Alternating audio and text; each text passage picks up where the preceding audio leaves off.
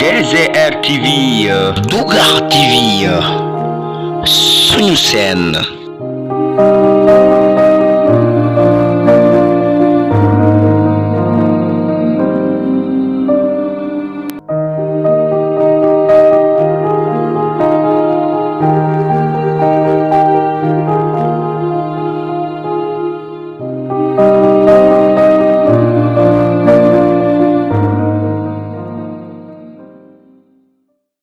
mu ne tamit yàgg na ci liggéey wër na fépp wax ko kon mënatu ci arrière mu ne Aliou demal liggéey ci sa candidat respecté naa ko man tamit maa ngi dem liggéey ci sama candidature waaye du ñun ñii responsable politique Benno Bokk Yaakaar du ñun ñoo leen war a àtte ne nañu dem waxtaan wala nañu ne dem leen waxtaan pour ngeen nekk candidat wala boo leen juboo la ñu ñëw ñu àtte leen donc lii la suñu waxtaan donc nii la demee kii dem yoonam kii dem yoonam mais ngeen xam ne rek ñun dama koy wax di ko répété am na ñu ne suñu biir ñoom ñoo àndoon fal Moulay man ak ñeneen aussi ñu ngoon ci Benno Bokk Yaakaar ci beneen côté ñu doon liggéey pour que équipe boobu pour que Moulay jóge fi yàlla def na tey au niveau de Dougar ñun ñoo ànd ensemble pour objectif boobu parce que ñoom ñi nekk foofu pratiquer ko ils se sont rendus compte que jéem nañu wax nañu kaas nañu mais Dougar fa mu newoon ba léegi bougé wu ci du yoon bu ñu am projet maternité chaque année ñu ne ñu budget bi wate nañ ko après ça tombe en fonds libre chaque année ñu ne ñu wëy kii fondement na mais mënutul dem léegi dañu nangu marché bi jox ko keneen koo xam ne doo ko gis donc ci yooyu la ñu nekk ñu ne nag il est temps xam nañu ne ñun pour que li ñu am Dougar ñu li ñu bëgg Dougar ñu am ko il faut que Dougar mu am une représentativité au niveau de la municipalité ba pare mais il faut surtout li gën mooy que ne le maire là soit de Dougar te dañ ci am droit na mu yeewoo déen di yeewoo feneen ñu koy fal mais ñoom aussi bu ñu waxtaanee ak ñoom war nañu mën a nangu ne gënuñu ñu am nañu des compétences war nañu mën a am maire bu yeewoo fii suñu di doomu Dougar donc gudd na gàtt na may jéggalu loolu mooy kàddu yi c'est ça l'objet de la rencontre ñuy jégalu bu baax di gërëm ñi fi teew ñëpp parce que sacrifice da ngay jël ci sa temps bàyyi say nelaw bàyyi sa njaboot pour nga ñëw toog pour déglu nit ñi donc loolu lu ñu mënul fay la ñu ciy jégalu bu baax suñu papa yi fi toog suñu nijaay yi n'est-ce pas suñu sœurs yi ak suñu rakk yi donc loolu daal laa amoon ci introduction Aliou Faye nag mu ngi nii ci loolu la ñuy liggéey temps yi sax gëjoon nañu génn biir Dougar parce que ñu ngi ci doon waxtaan ak d'autres responsables au niveau de la commune de Diamniadio ñu doon gisee ay gox looloo waraloon suñu kiiwu Dougar ñu arrêté woon ko incha allah nag reprendre nañu ko boo leen fàttalikoo ba ñuy soog a door ñëwoon nañu ci jàkka ja fële devant les délégués ñu def déclaration candidature boobu ba léegi mooy wéy nag ñu ngi ciy liggéey salaamaaleykum wa rahmatullah loolu laa amoon may jéggalu bu fekkee ne gudd na Aliou on te donne. maa ngi tàmbalee nuyoo bi si imam teg si délégué de quartier ak notable yi nuyu toute la population de Aïcha di jégalu si seen temps bi ñu jël parce que le temps c'est précieux comme ni ko kii waxee léegi pour waxtaan ci mbirum commune bi c'est vrai laay brossé na ko du ma si ñëwaat si historique bi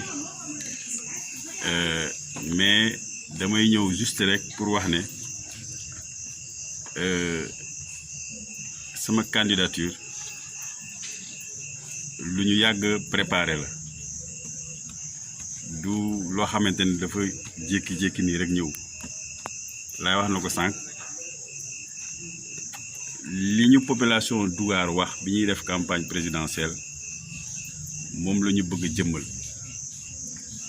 processus la nag avant ñu yegg si lii ay ndaje def nañ ko juste pour préciser benn affaire parce que souvent fu ma dem nag ma wax ko mais terewul les gens dañu continuer di ko répéter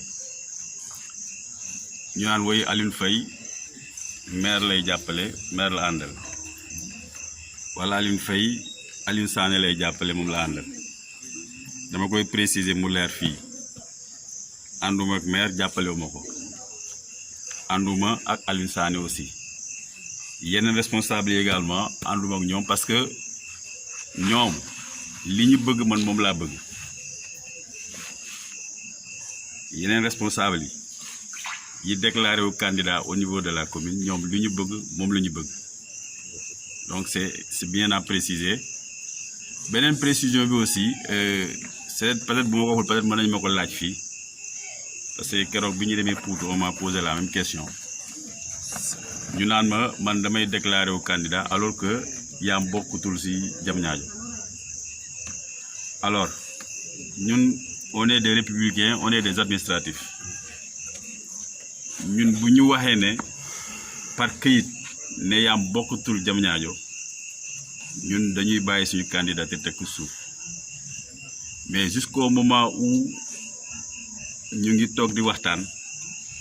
amul benn papier administratif boo xamante ne wane na ne Yam bokkul ci Diamniadio amul te beneen aussi li koy firndeel fan yi passé ubbi woon nañu la révision exceptionnelle des listes électorales et la population de Yam s'est inscrite au niveau de la commune de Diamniadio donc commission bi nekkoon Diamniadio foofu la ñu doon inscrire pour le bureau de Yam donc si bu fekkoon ne Yam Sébikotane la bokk ñun waruñu woon inscrire fii Sébikotane la ñuy inscrire bon précision la parce que am na ñu bëri ñu koy wax ba noonu nag naa si indi éclaircissement mieux bi ma déggee coow li aussi je me suis déplacé personnellement au niveau de la sous-préfecture avant ñuy am pour sous-préfet bu bees bi ma toog moom interpellé ko si mu ne ma administration du réseaux sociaux lañ koy liggéeyee présentement moment yooyu mu ne ma jotuma benn këyit bu jóge ci présidence buy firndeel ne Yam ci Sébikotane la bokk te moment yi ma lay wax nii je suis en train de confectionner les commissions pour la révision exceptionnelle des listes électorales te Yam maa ngi ko balancé sur la commune de Diamniadio donc argument yooyu moom moo ñu fondé comme quoi que ñun ba léegi ci commune de Diamniadio lañ bokk donc loolu c'était des précisions parce que dafay ñëw toujours ci discussion yi ñuy soulever alors candidature bi li ko waral mooy soppi doxalin parce que yàlla may nañu chance ñu nekk conseil au niveau de la municipalité te bien avant nous am na ñeneen ñi fi nekkoon te dañu gis ne malgré cela malgré que am nañu conseil au niveau de la commune de Diamniadio mais ba léegi jafe-jafe Dougar mu ngi gën a tar pas seulement Dougar sax mais jafe-jafe commune de Diamniadio mu ngi bëgg a tar li waral loolu man ci sama gis-gis mooy nous on a un problème de leadership et on a un problème de management parce qu'on peut pas avoir un budget qui avoisine presque les 3 milliards et que mënul feeñ ci xar-kanu Diamniadio mënul waru mën a nekk on peut pas avoir un budget de presque 2 milliards et que au niveau de la population au niveau de la ville de Diamniadio ou bien au niveau de la commune de Diamniadio gisuñu xarkanam bi et je suis bien placé pour le dire parce que lui il est conseiller comme moi depuis 2018 tous les projets d'investissement yoo xamante ne on les avait prévus en 2018 boo ñëwee la plupart de ces projets là boo ñëwee en 2021 da nga koy fekk ci budget bi te li gën a garaaw yow nooy prévoir li nga war a réaliser en 2018 doo ko réaliser ba année bi jeex nga dese xaalis y a problème 2018 bi mu jeexee on a dese nañu xaalis ñu reporté ko en 2019 te am na investissement yoo xamante defuñu ko 2019 bi mu ñëwee am na projet yoo xamante ne c'était prévu defuñu ko ñu reporté xaalis bi 2020 te 2021 bi wóor na ma bi mu jeexee y a des projets yoo xamante ne c'était depuis 2018 lañ ko prévoir ba léegi mënuñu ko réaliser. donc moo tax ma ne ñun suñu problème c'est un problème de management boo amee commune boo xamante ne am na problème management un problème de leadership te am nga ressource quand je parle de ressources il y a des ressources humaines il y a des ressources financières donc lu ñu teree dem mooy lan mooy kii gérer moo mënul gérer àndoon nañu ak moom nag c'était on avait l'espoir que affaire yi dina changer mais en toute sincérité ñun lu ñu dund au niveau de la municipalité du changement te moom gëwuma ne moom mooy changer commune bi loolu nag moom moo ñu poussé ñun ñu ne en tant qu'habitant de la commune de Diamniadio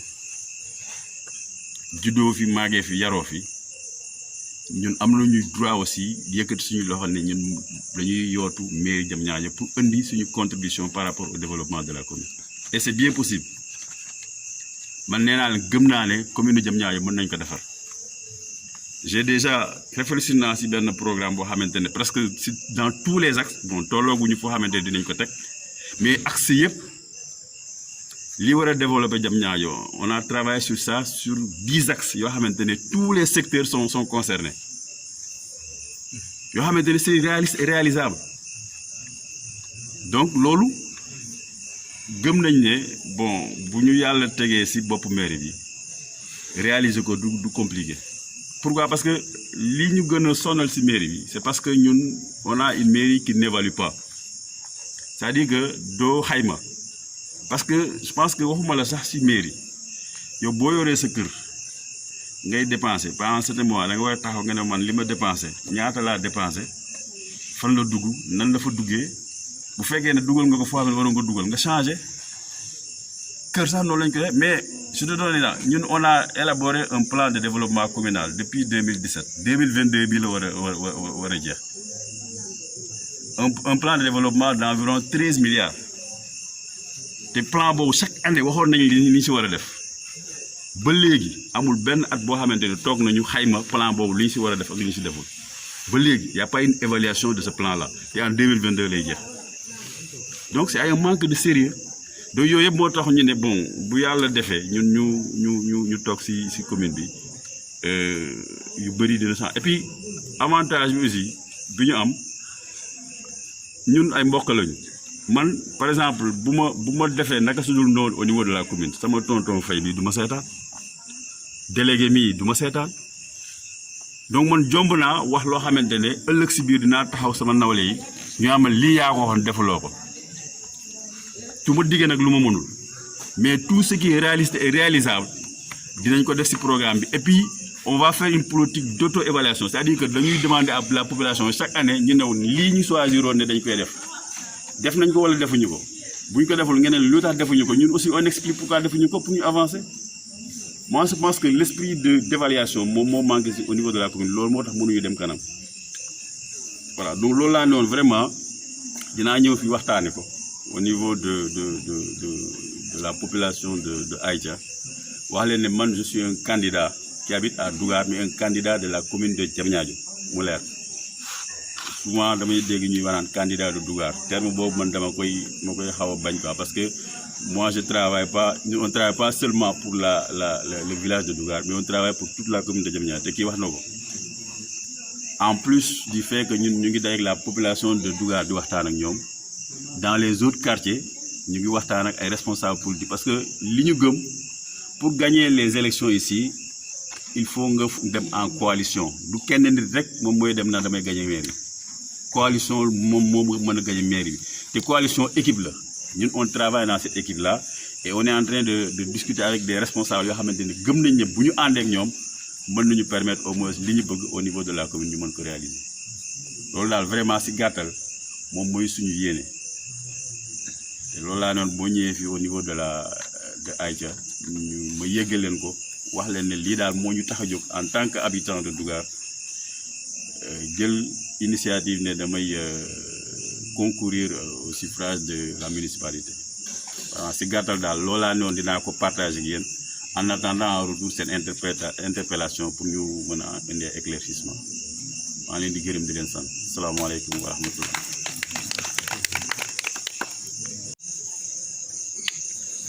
la seen tànk yi yàlla bu mu neen Dougar dama ne lii waroon na koo yàgg préparé donc soo demee ba ji bi sa peut-être naa dama yeex mais nag yeexul parce que nit yi moom soo nekkee ay jamono nga nekk say kilifa lu waral ñu lay dugal école pour suba lañ la fa la ñu la dugaloon suba dee ba la ci am nga woon say waajur ne lii xaar ma jéem lii parce que Dougar yàgg nañu di jéem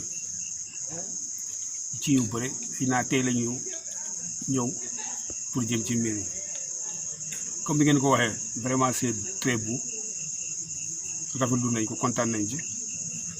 mais nag dafa nekk yoon boo xamante ne c'est pas facile quoi c'est très dur peut-être bon gënuma yéen ma gën a xam sax parce que yéen a ji toll à l'heure actuelle quoi bon man peut-être am na temps yoo xamante ne bon li ngeen di wax nii bon jaar naa ci am na ñeneen tamit moo jaar nañ ci mais peut-être ils ne sont pas réussis mais dama la ñaan yàlla yéen gën a réussir la mais nag ngeen gën a góorgóorlu ngeen bañ a xeeb kenn comme ni ngeen ko waxee pour concernant les comment dirais-je les alliances avec d'autres partis bon Sénégal moo toll noonu parce que pas parti sax les mouvements les partis il faut qu'on jéem a collaborer ak moom pour mën ci génn daal mais ñun suñu bopp balaa ngay dem di wuuti nañu gën a ñu jàpp ci li xamante ni ñi ñoo ko moom c'est que nos problèmes à Dougar xam nga lan la mooy ñu woo nga woote ñu wuy si la te les gens si ngay woo kaay la ñu def lii duñ la wuyu ñooy toog suba naan lii manqué na lii amu fi lii waa mairie prend la mairie da leen di woo benn réunion wala mu ñëw fii leen wax ci wàllu développement ñu war ci jógee seen xalaat dañu ci jógee seen xalaat mais dañuy toog suba fële ñu ne baxaay bi lii wala boo di nii wala baxaay bi lii mais dañuy ànd pousser pour la ñuy soxla ñu wax ko ñu defaral ñu ko mais su nekkee ne par exemple ñun nit ki bëgg na dañuy ñëw ànd ak moom ñu jéem ko jàppale pour ñu mën a xam ne lii mooy suñu njëriñ président Wade wax na ko sànq bon man toujours man président laa koy wax parce que moom président mon frère moom président la bon fu mu ma nekk man président laa koy wax quoi même su souhaite monsieur Faye mon fils soit maire ou bien adjoint maire demain bon seen ànd rafetlu naa ko trop ñun daal fépp pour roxo bu mën a nekk ngeen dem leen ci ngeen gën di waxtaan man nag c'est que souvent damay gêné quoi parce que souvent dañu may invité kay bokk ci réunion bi mais si moi on m'invite on parle de Benno c'est ça qui me gêne quoi parce que il faut ma leeral leen ko parce que dañu ma naan kaay wala dañu ma woo kaay réunion bi parce que man toujours man du ma mën a dem te du ma ko wax parce que dafa am leen la xam man dama ko yéene dañu may invité réunion bi kaay mais xaw ma woon réunion bi c'est le Benno mais dañu ma ne da ngeen di ñëw fii pour ñu rencontrer dañu def benn waxtaan quoi mais nag ñëw naa ci am na lu ma ci jàngat quoi am na yenn yu bëri yi ñu war a defaraat li ñu war a defar au niveau de la mairie yu bëri te doomu Dougar xam nañu ne carrément surtout xam ne yéen ñi xamante ne dugal ngeen ci xam ngeen lan fa la fa nekk ku ci dugal doo ko xam mais soo duggee ci biir ngay gën a xam lan moo fa nekk moo tax ñi nekk ci tuuti ngeen dugg fa fekk fa ñeneen yéen ngeen di wax la fa nekk ñoom ñoo war a gën a góorgóorlu jàppale leen pour la fa nekk ngeen ànd a xeex ko ci gàttal nag bon maa leen di souhaiter bonne réussite man nag je ne suis pas du Benno mais mën naa leen jàppale mais nag moo wax leen ne man je suis dans un parti mais nag li ma invité naa yow moo tax yàlla mën a dogal si woon nag ñu bokk benn mouvance ñu jàppalante mais nag loolu ci gàttal daal loolu la wat maa leen di. loolu sant naa ci yàlla bu baax parce que dëkk xale moo koy defar quoi parce que déjà président bi franchement il est ambitieux moom xam na ne sax man bi ma toogee ak moom di wax dafay yàgg mais man consensus bi ma gis entre moom ak Serif man je pars directement au but du ma wiiri parce que Dougar li ko defar ñun loolu rek moo ñu soxal mais ñi fi nekk actuellement mais ñooñu mënuñu defar Dougar non mënul nekk bala nga ne naam nga ne fa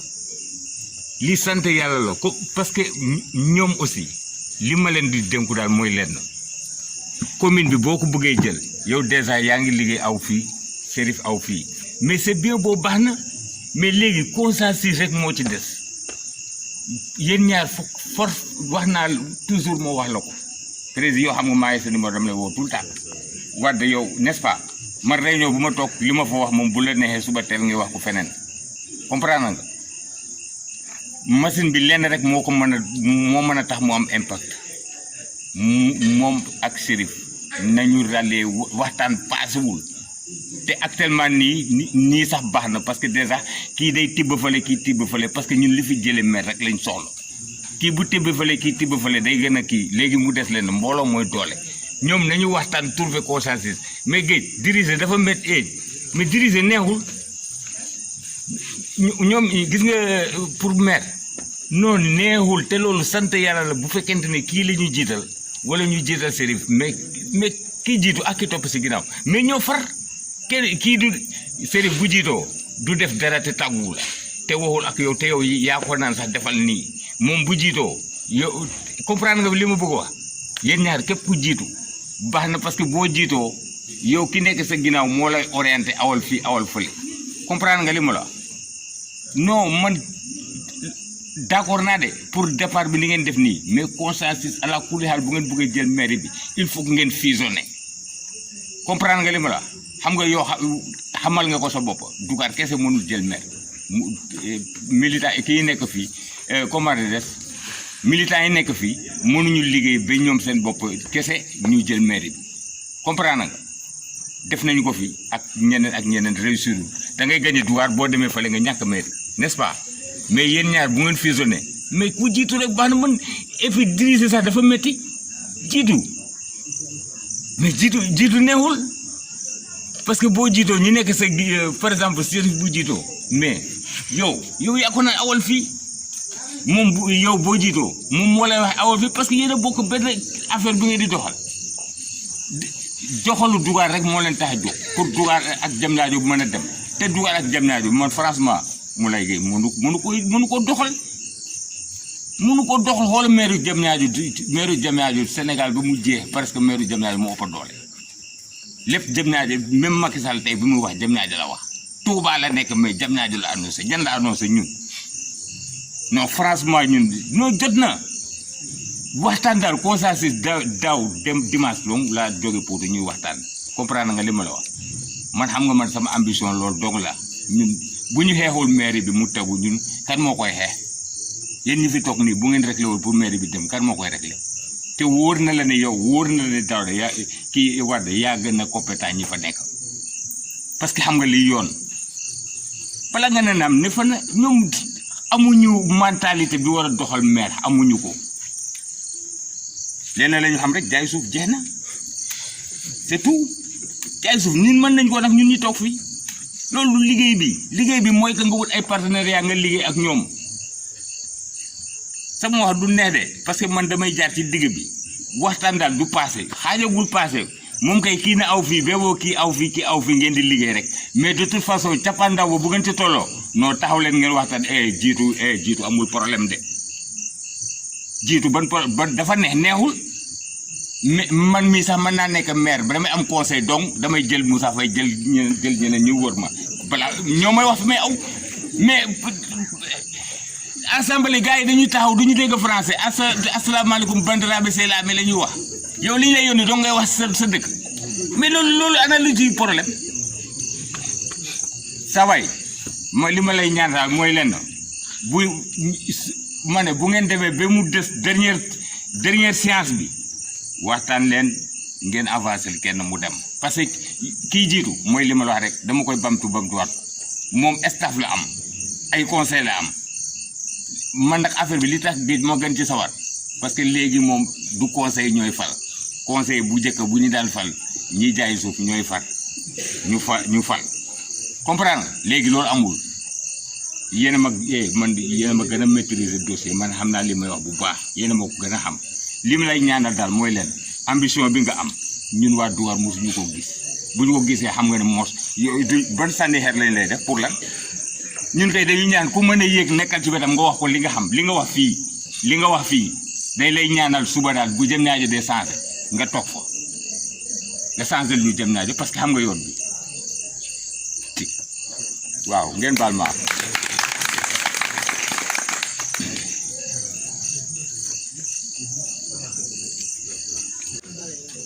vraiment courage boobu ñu ngi koy saluer et bu ñu taxawalee wàllu caution man de xaw naa ci am tiitaange mais gis nga le président Aliou Faye le maire Aliou Faye tout à l'heure il a réaffirmé que la mu waxoon njëlbeen bi léegi mu ngi ci et Mambay li mu wax sànq ci entre Chérif ak Aliou Faye bon je crois que loolu leer na ba pare parce que au départ consensus jëmm nañ ko wut mais Chérif nee na day demal boppam Aliou Faye na demal boppam donc loolu coalition xëy na bu naree am peut-être ci fin ba loolu duñ koy exclure mais je crois que waa Dougar ils sont vraiment conscients ci situation Dougar parce que képp ku nekk Dougar xam nga ne boo nekkulee maire dara mënul sotti fi ñun ñi ñëpp nekk na ay conseils municipaux pendant des décennies xam nañu le maire moom mooy décider majorité des conseils en plus de ça te Dougar mënu am majorité des conseils parce que je crois que conseil bii nii Dougar 7 conseils la am sur 46 xam nga ne ce sera très difficile pour que Dougar franchir cap boobu pour mën a vraiment bu gars yi di voter mu mën a remporter kon loolu vraiment c'est dak yaakaar naa sax année bi sax moom la Dougar gën a bëri conseil mais dara mënul changer et mais Aliou Faye il est suffisamment outillé pour être le maire parce que en plus de budget bi Aliou wax fii léegi budget bi ñu am actuellement à la mairie de Diamniadio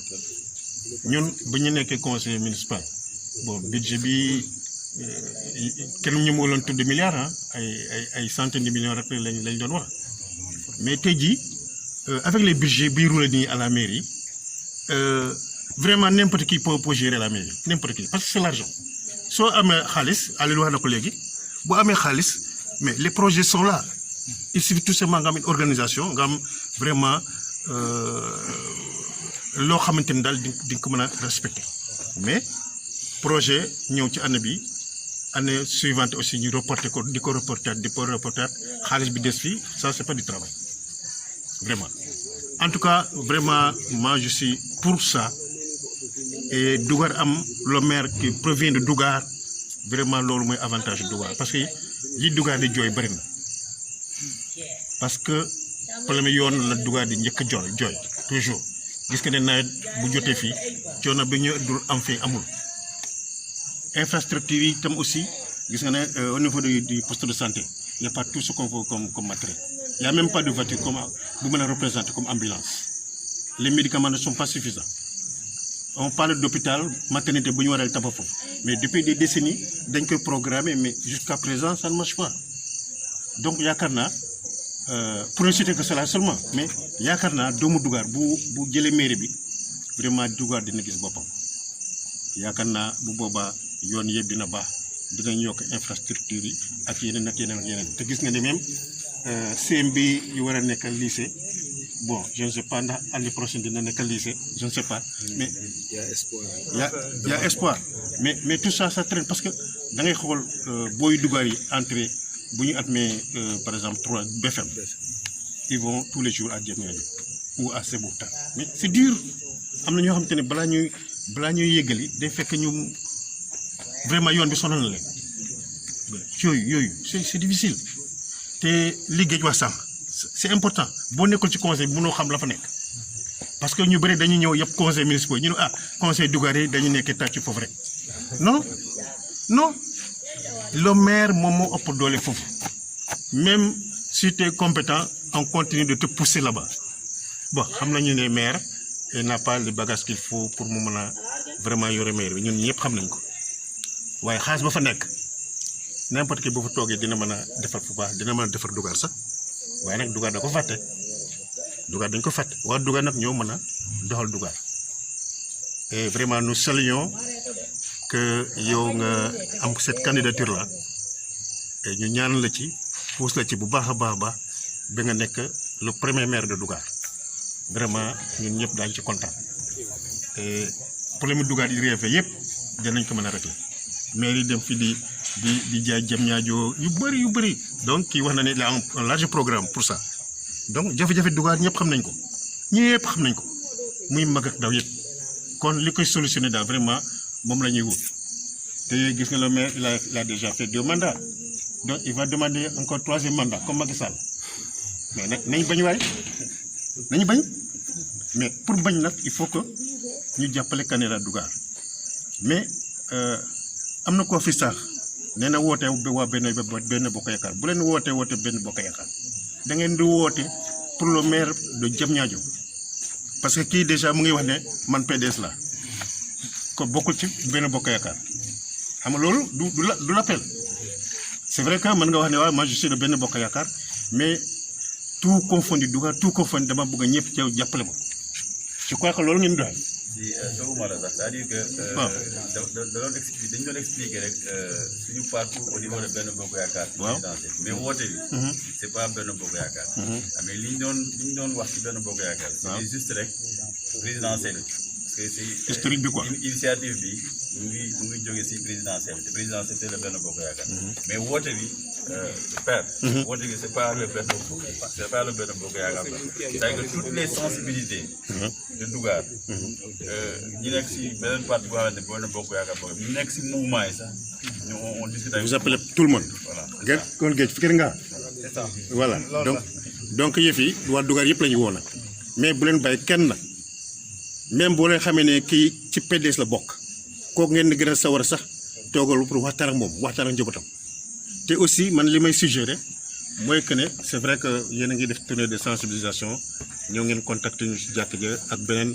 boo xamante da ngeen leen def don ci différentes daïra Dougar yi ça c'est très beau comme action mais porte à porte aussi bokk na ci ñi ñëpp xamante nañ tey jii boo ñëwee nga ñëw gis délégué naa la gane si tey 3 heures nga ñëw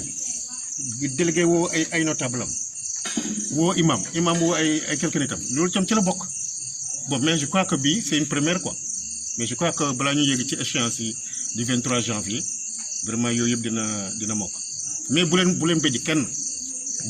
kenn ki nga xam te mooy secrétaire général maire sax il faut le rencontrer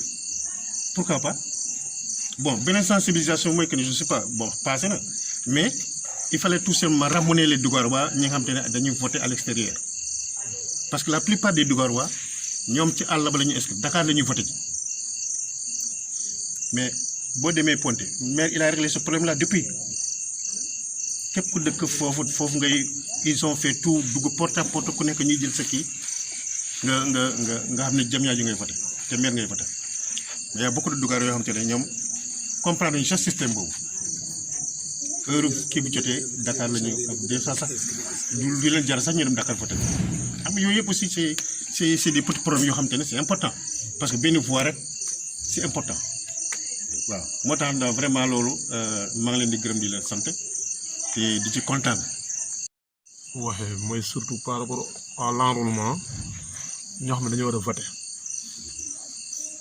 parce que bi ñuy war a def tournée boobu ci lañu am ay parce que Dougar gis ngeen ne fan yëpp dafa amoon ay xew-xew yu bëri ay xalaat mais jot nañu enrôler ñu bëri am na ñoo xam ne da nga leen sensibiliser ñu comprendre tout de suite am na ñoo xam ne ñun on a été obligé ñu def porte à porte man je l'ai fait dama doon jël nit ci seen kër di dem am na ñu ma jëlee Dakar ñëw am pagaay en tout cas ñun fële on a réglé maximum wax jël nañ ko maximum possible waaw loolu nag on aimerait que mu nekk au niveau de chaque quartier ñi ko comprendre def nañu ko mais ñi ko comprendre lu def mais autre chose dafa am ñoo xam ne dañuy am seen carte war a mën a voter toog seen kër yu ñu voter la plupart c'est les jeunes te encore enjeu électoral bi nit ñi dañu ko war a comprendre c'est les élections territoriales maanaam élection locale xam nga élection locale même ñu ngi naan président par exemple même dans le cas du Benno c'est un exemple que je donne président mën nañu man diw laa choisir nit ñi ne man d'accord ma ci loolu parce que xam nga lu tax ku nekk da ngay xool sa intérêt fan la nekk parce que lii du législatif du présidentiel c'est élection locale ku nekk day ngemb ku mu yaakaar ne moo mën a fajal boo ko mën a fajal soxlam il faut ñu mesurer affaire bi foofu moo tax surtout dañu lancer un appel au niveau des jeunes am na ko junj sànq toog grand place dimanche ngay naan ataaya ngay def ay préjugés ci nit te tegoo ko fenn alors que ces gens-là ils ont été des acteurs de développement dans leur localité en dehors de la politique parce que la politique c'est une façon de développer la cité moom mooy politique yow nga nekk jeune nga jàng nit ñi yaakaar ci yow nga laxatu sa ruxa doo njëriñ nit ñi doo njëriñ askan bi pare ngay critiquer amul sens lan moo ñu animé ñun ba ñu politique d'abord il faut ñu poser question bi lan moo ñu animé parce que tu ne peux pas ne pas faire la politique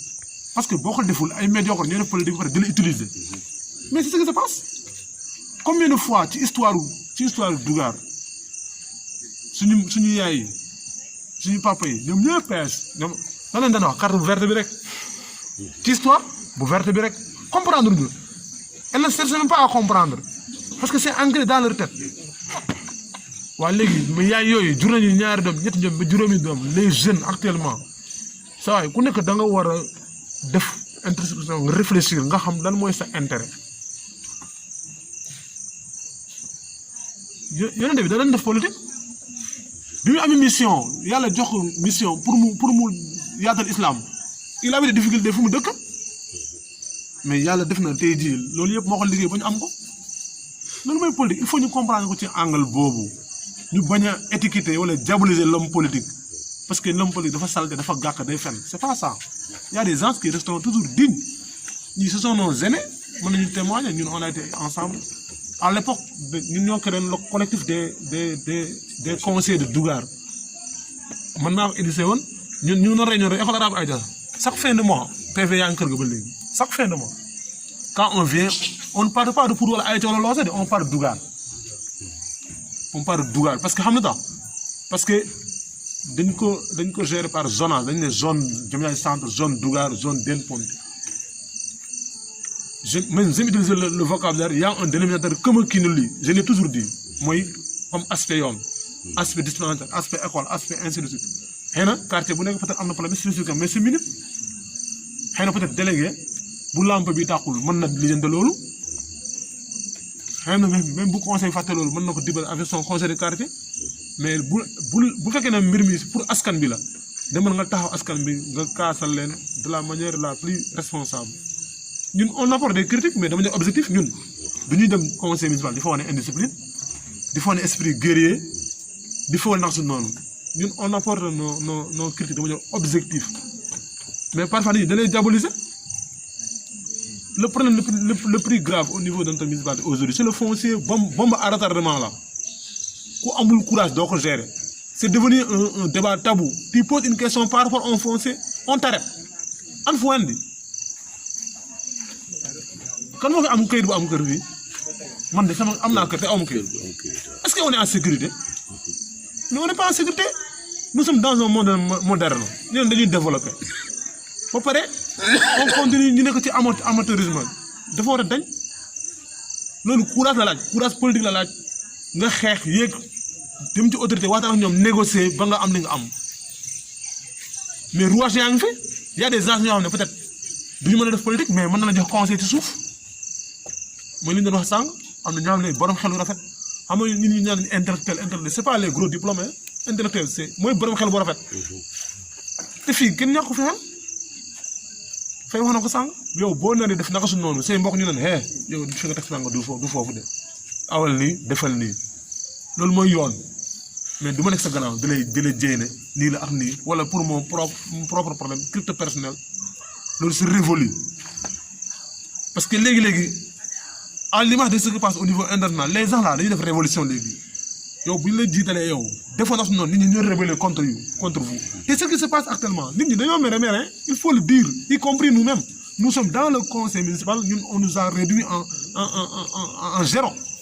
pourtant on a des idées on a nos projets on a maanaam man ñun bokk am na c'est des initiatives qui proviennent de nous-mêmes mais nit ñi duñu ko wax initiative yoo xam ne ñun ñoo ko initié déroulé ko mu am ay preuves nañu wax dëgg gis nga les jeunes de Diamniadio la man wax naa ko booy Dougar fii man je donne l'exemple le REP le conseil communal la zone 9 yàlla def président tey moo ko jiite c'est des instances yoo xam ne c'est important moo lay yóbbu fu kawe te malgré tout ça les jeunes de Dougar ils sont réticents dañu toog courage de bras critiquer jusqu'à quand ñun on a l'histoire a montré que li ñu am nii wala au moins ne serait-ce que c'est l'intention rek nit ñi dañu ci war a adhérer l'intention bi yéene bi donc nit dañu ci war a adhérer à plus forte raison que ñun on veut travailler en groupe wax na ko nul ne peut aller seul aujourd'hui seule une coalition peut gagner la mairie ñun on est très conscient que ba léegi maire quoi qu'on puisse dire moi je le reconnais hein. Quoi qu'on puisse dire moi je reconnais que maire bu ñu deful groupe day toogaat man je suis très conscient de ça ñun on est conscient de cela moo tax on travaille en équipe pour vous rassurer ko de bonne voie nekkuñu dugaare. DZR TV Dougar TV suñu seen